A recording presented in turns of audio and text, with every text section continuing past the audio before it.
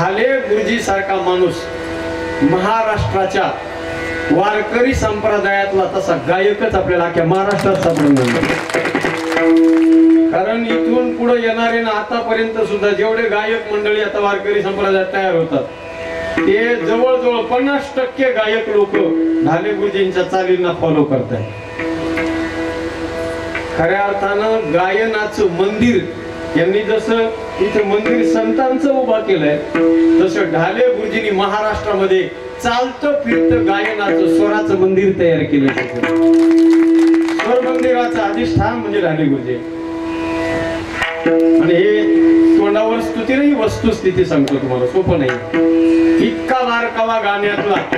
बऱ्याचदा आजकाल काय झाले माहिती का, नुसतं किंगरी म्हणी पिपाने म्हणे आळणारे लोक जे असले ना तर त्याला लोक म्हणतात काय गायक होता भारी बाबा बाबा, टाचावर करून करून गात होता, त्याचा आवाजाला आवाज लागत नव्हता कुणाचा. अरे पिपाणी होती ती, कळली नाही तुम्हाला? पिपाणीतला बासरीतला फळकच कळलं तुम्हाला, काय करावं मी. लोक पिपाण्याच्या मागे भुलले हो, अवघड झाले का. पण पिपाणी तात्पुरती असते आणि बासुरीचा आवाज हा मर्दानी असतो. लक्षात घ्या, बासुरीला खर्जापासून शर्जापर्यंत सगळे स्वर बासुरीचे लागतात. पिपाणीचा एकच पिपी पिपी लागणार गौर विवाज होते. का सांगितलं मी सगळं?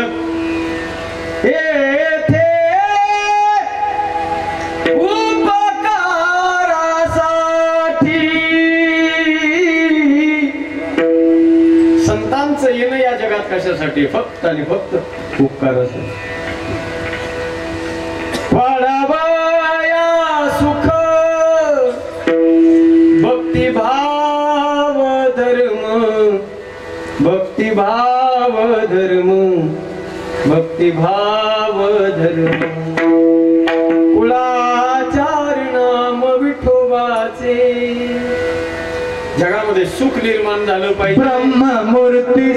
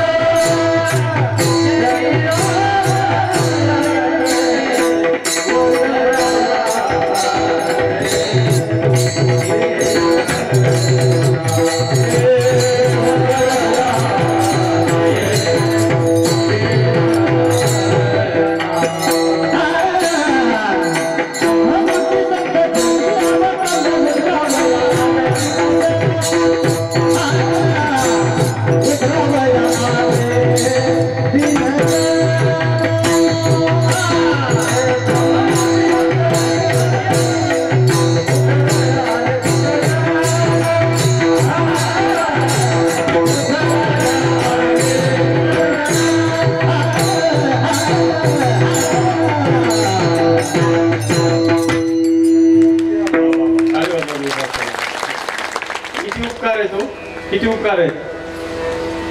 आज मंडपात बसलेल्या प्रत्येक माणसाला कीर्तन कळतंय, कीर्तनामध्ये केल्या गेलेलं गायन कळतंय, कीर्तनामध्ये कीर्तनकारानं उच्चारलेले श्लोक आणि त्या श्लोकाचं निरूपण आज लोकांना कळतंय. पण जरा बारकाईने विचार केला ना तर सामान्य या मंडपात बसलेले तुम्ही आम्ही आपण कीर्तनकारापासून तुम्ही सगळेच अतिशय सामान्य कुळात जन्माला आलेली माणसं आहे आपण. आपला बॅकग्राऊंड जर पाहिला ना सगळ्याचाच तर आपल्या सगळ्याचा बॅकग्राऊंड म्हणजे निवळ उन्हाळ खरडा, हिरवळ अजिबात नाही. उन्हाळ खरडा करतो तुम्हाला, उन्हाळ्यामध्ये हिरवळ अजिबात नसते. तसा सगळ्याचा आपला तुमचा आमचा बॅकग्राऊंड आहे. भक्तीची हिरवळ कसलीच नव्हती आपल्या कुणालाच. आपले वाड वडील जर पाहिले ना सजन होतं, त्यांचा काळ इतका भयंकर होता. त्यांना लोक म्हणायचे तत्कालीन हुशार लोक, ज्ञानी लोक, ते म्हणायचे तुम्ही ग्रंथाला स्पर्श करू नका, ग्रंथाला जर स्पर्श केला तर तुम्ही आंधळे होता.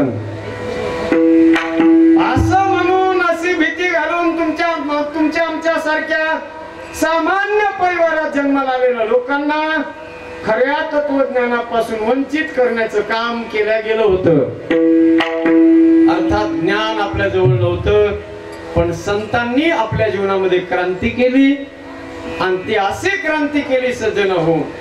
प्रगट गुह्य बोले विश्व ब्रह्माचे केले, प्रगट गुह्य बोले विश्व ब्रह्माचे केले, प्रगट गुह्य बोले विश्व ब्रह्माचे केले, प्रगट गुह्य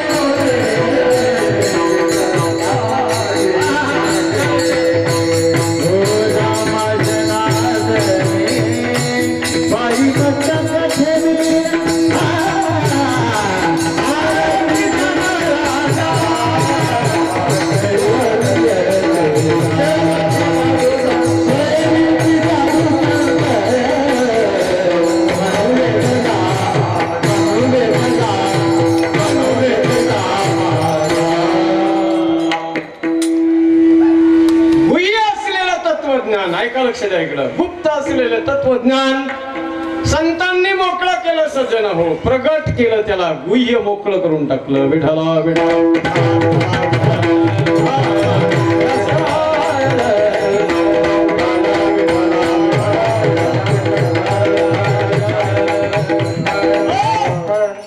काय इकडं लक्ष द्या. संतांनी श्लोकांची भाषा, श्लोकाची भाषा संतांनी लोकांपर्यंत पोहोचवली आणि जगाला सज्जन हो आनंद देण्याचं काम केलं. म्हणून दुसरा वर्ग आहे महात्मा म्हणजे संत, आणि तिसरा वर्ग आहे या जगात जन्माला आलेला, त्याचं नाव आहे परमात्मा. तो परमात्मा तुकोबाराय म्हणतात गोकुळात जन्माला आला, पण गोकुळात जन्माला येण्याच्या आधी तो परमात्मा मथुरेमध्ये अवतरित झाला. मथुरेत जन्माला असं नाही म्हटलं बरं का, मथुरेत अवतार आहे देवाचा, अवतरित झालाय परमात्मा मथुरेमध्ये. 4 हात आहे देवाला, 4 हात. अवताराला 4 हात असतात सज्जन, माणसाला 2 हात असतात. जरा लक्ष देऊन ऐका. यशोदा देवकी मातेच्या समोर भगवान परमात्मा चतुर्भुज रूपाने अवतरित झाले. देवकी मातेनं देवाकडे पाहिलं आणि देवकी माता देवाला प्रार्थना करते, देवा तुम्ही मला वचन दिलं होतं की मी तुमच्या घरी पुत्र रूपाने जन्म घेईल म्हणून, पण तुम्ही बालक नाही, तुम्ही जगाचे मालक वाटतात देवा. कारण माणूस 2 हाताचा असतो, तुम्ही 4 हाताचे झालात, तुम्ही 2 हाताचे व्हा. पुन्हा भगवान परमात्मा 2 हाताचे झाले. मैया अब तो ठीक है ना. माँ कहती है भगवान आप 2 हाथ के बन गए हो, लेकिन आपने वचन दिया था मैं बालक बनूंगा. आप इंसान लग रहे हो, बालक नहीं, बालक बन जाओ. भगवान परमात्मा नवजात शिशु प्रमाणे छोट्या बालकासारखं देवानं रूप धारण केलं आणि पुन्हा विचारलं, मैया अब तो ठीक है ना. माँ ने कहा नहीं भगवान आप बालक बन गए हो, लेकिन बातें बड़ों की तरह करते हो.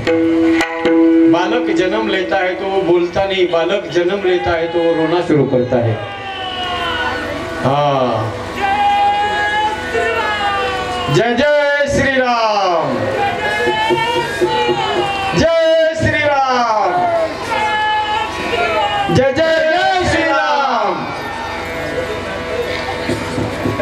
वा विठ्ठला विठ्ठला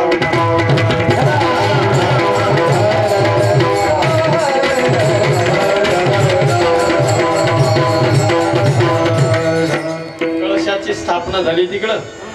म्हणलं जरा 1 मिनिटासाठी आपण बी त्याच्या आनंदात सहभागी होऊ. एकदा म्हणा सगळ्यांनी मुठ्ठी बांधून जरा जोरदार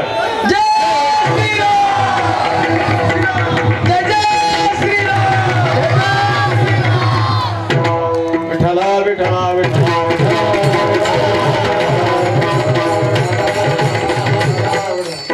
भगवान परमात्म्याला देवकी माता म्हणते देवा तुम्ही बालक बना, छोट्या बालकासारखं वा. देव लहान बालकाप्रमाणे झाले. पुन्हा यशोद देवकी माता म्हणते देवा तुम्ही बालक दिसताय पण बोलतात मोठ्या माणसाप्रमाणे.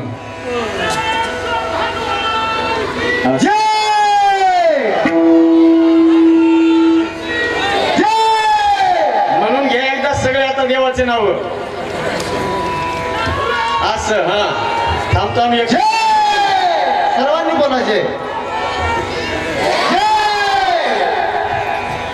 झालं का? धन्यवाद. विठ्ठला विठ्ठला.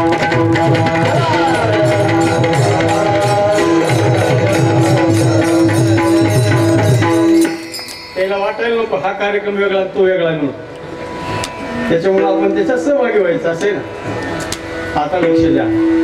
भगवान परमात्मा नवजात शिशुप्रमाणे झाले. देवकी माता म्हणते देवा तुम्ही रडायला सुरू करा.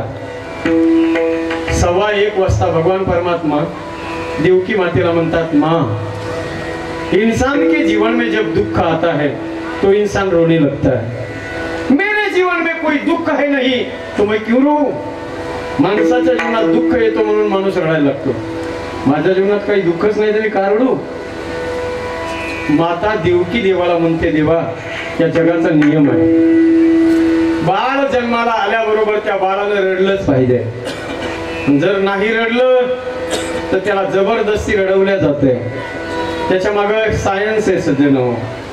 काय सायन्स आहे त्याच्या मागे लक्ष देऊ नये का. बाळ जन्माला आल्यानंतर जितकं जास्त रडल तेवढा त्याचा मेंदू विकसित होतो. आणि जर बाळ जन्माला आल्यानंतर महाराज रडलंच नाही तर ते मंद बुद्धीचं बाळ जन्माला येते. म्हणून बाळाला रडवल्या जातं जोरजोराने. जेवढं जास्त जन्माला आलं की त्याला मोकळ्या मनाने रडू देतात. देवाला रडायला विनंती केली. आता देवाला विनंती केल्यावर देवाला रडणं भाग आहे. माझ्या भगवंताने रडायला सुरुवात केली. पण रडायला लागल्यावर पुन्हा ऐका ना जरा लक्ष द्या. माय माऊलीनं जरा बारकाईने लक्ष द्या. जेव्हा देवानं रडायला सुरुवात केली त्यावेळेला देवकी मातेला इतका आनंद झाला ना सज्जनो. जो आनंद एका बाळाला जन्म देणाऱ्या सामान्य आईला होतो त्याच्यापेक्षा 1000 पट आनंद देवकी मातेला झाला. इतका आनंद झाला सज्जन हो. कारण बाळाच्या रडण्याची किलकारी ज्या वेळेला आईच्या कानावर येते ना पहिल्या वेळेला बाळ जन्माला घालत असताना आईचं जीवनाकडे जरा बारकाईने लक्ष द्या. बाळाला जन्म घालते ना आई त्या प्रक्रियेचं नाव काय माहितीये. आमच्याकडे त्याला बाळांतपण म्हणतात. तिकडे काय म्हणतात बाळांतपण. हा शब्द एवढा सोपा नाही सज्जनो. बाळांतपण म्हणजे हा शब्द सोपा नाही. त्या बाळांतपण या शब्दाच्या पाठीमाग त्या मातृत्वाचा त्या आईचा फार मोठा सज्जन आहोत त्याग आहे. त्याग एक तर ती या जगतासाठी या देशासाठी या मातीसाठी एक लाल जन्माला घालत असते.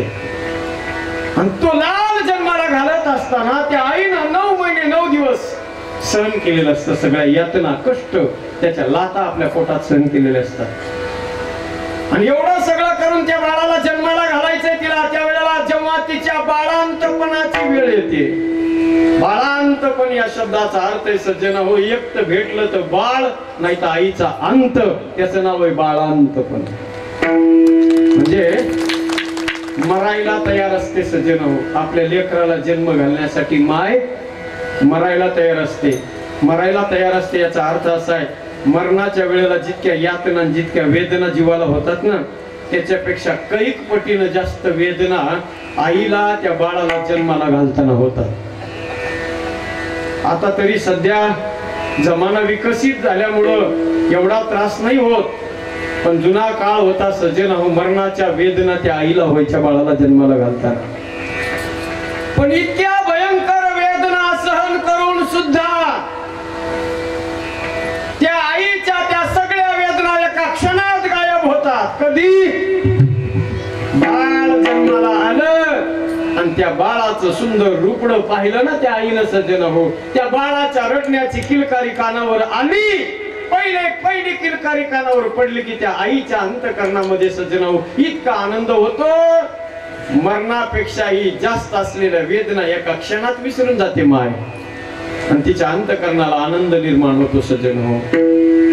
देवकी मातेच्या जीवनात इतका आनंद झाला बाळाच्या रडण्याचा आवाज ऐकल्याबरोबर. पण ऐका ना, तो आनंद जास्त वेळ टिकला नाही. झाले गुरुजी, दुसऱ्याच क्षणात तो आनंद मावळला.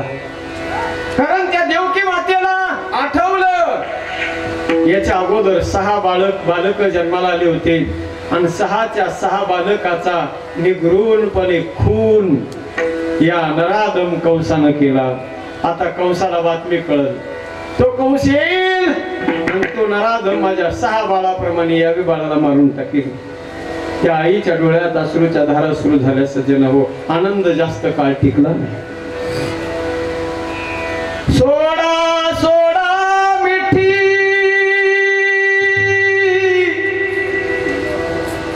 हो, लपवा लपवा जग जेठी, जनी कंसासी कळेल हे माझ्या बाळासी मारील. त्या आईच्या चेहऱ्यावर सज्जन डोळ्यात अश्रू आले. भगवान परमात्म्याने पाहिलं. कृष्ण परमात्मा म्हणतायत, मा रोना नाही मैया, मा रडायचं नाही. आता आजपर्यंत ज्याने तुम्हाला रडवलंय ना मा, इथून पुढे त्यांचे रडण्याचे दिवस सुरू झाले. आता रडण्याची वेळ त्यांची, तुम्ही रडू नका बाबा, फक्त एक काम करा. नंदाच्या घराला मजली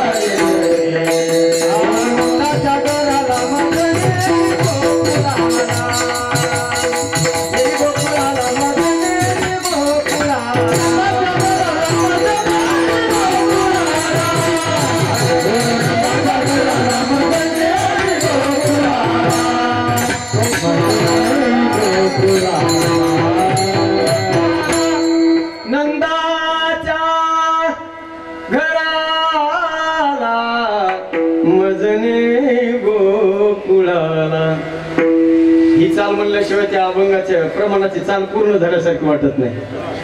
बरोबर आहे. कसला बी भजन असू द्या, मोडका मोडका कसा बी भजन करणारा, त्याला जर या प्रमाणाला चाल म्हणायला लावली तुम्ही की हीच चाल म्हणायची. नंदाच्या घराला मजने गोकुळाला. आता मला एवढ्या हरकती काढता येणार नाही, पण ढाले गुरुजी सारखा एखादा गायक असेल तर तो आणखी त्याला चांगलं विलंबित करू शकतो. पण गुरुजी काही प्रमाणाच्या चाली अशा आहेत, त्या चालीला सुद्धा प्रमाण आहे आणि चालीचं प्रमाण प्रमाणातच म्हणलं पाहिजे. आणि प्रमाण जर नसलं तर ढाले गुरुजी म्हणले, ज्याच्या म्हणण्याला काही पुरावा नसेल त्याला खडा खांदावा आणि त्याच्यात पुरावा. म्हणजे जुन्या काळातल्या ज्या चाली होत्या सज्जन, बंकट स्वामी महाराजांनी बांधलेल्या चाली, जसा अभंग असेल त्याचा भाव जसा असेल त्याचा अर्थ असेल तशा चाली होत्या. आता ह्या प्रमाणाला मी जरा शोध करीत होतो गुरुजी. मी विचार करायचो की हे प्रमाण कसे बघा. देवानं काय सांगितलं आपल्या बापाला, बाबा मला आता तुम्ही काय करा, तुम्हाला जर माझ्या मरण्याची भीती वाटते ना, कंस येईल मला मारेल याची भीती वाटते ना, तर एक काम करा बाबा, आता एक क्षण सुद्धा दौडू नका, पटकन मला इथून उचला आणि काय करा, चटकन तुम्ही नेऊन मला गोकुळात नेऊन पोहोचवा. आता इथं प्रक्रिया कशी झाली पाहिजे बरं? जलद झाली पाहिजे ना, जलद शीघ्र गतीने झाली पाहिजे. हा मग चाल बी तशी जलद गतीने झाली पाहिजे ना. आणि तुम्ही जर जमानी म्हणला तर तो कंसाला कळण, कंस पळतच येईल आणि या बाळाला पुन्हा घेऊन जाईल. त्याच्यामुळे आपलं असं जलद, इतकी जलद झाली पाहिजे. नंदाच्या घराला मजनी गोकुळाला, पहिलेच झाला चाल संपली. पुढचं बाकीचं वाजवलं तुम्ही, ते ऍडव्हान्स झालं. टाळ करायचे हात पुढे बघा. हा टाळ करायचे हात असे टाळाला असते, पण ते टाळ वाजवण्यासाठी खालचे टाळ असे सेंटरला आणावं लागते. इथं वाजवायला इथं आणावं लागते. इथलेच टाळ इथं येऊस तर चाल संपली पाहिजे. आता सावध झाला तुम्ही. नंदाच्या घराला मजली गोकुळाला, इथंच धापडतो. त्या धावरच चाल संपली पाहिजे इतक्या पटकन. आता कारण वेळ कमी ना, म्हणून पटकन चाल झाली पाहिजे. विठाला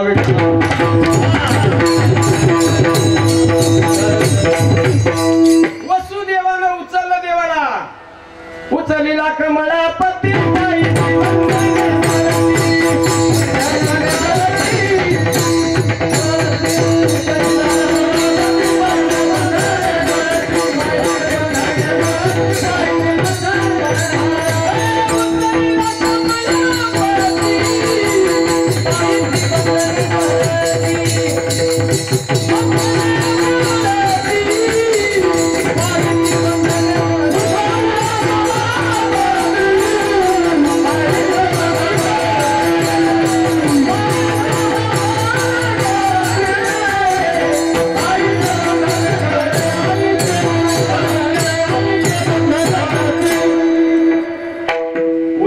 कमळापती. हातापायातल्या वेड्या गळून पडल्या वसुदेवाच्या. बाहेर काढलं बंदी शाळेच्या. पाऊस सुरू झाला. मंद मंद पडे पाऊस, सिरी छाया घरी शेष. मंद मंद पाऊस पडू लागला. तसंच नेलं त्या पावसामध्ये. शेषांवर छाया धरली. छाया म्हणजे सावली. आणि थोडस अंतरावर गेले, पुढे यमुना नदी लागली. आणि जवळ जाऊन पाहिलं तर यमुनेला पूर आलेला आहे. पूर. आता या दोन प्रमाणाचा दुसरं प्रमाण आहे. पुर चढला चाट,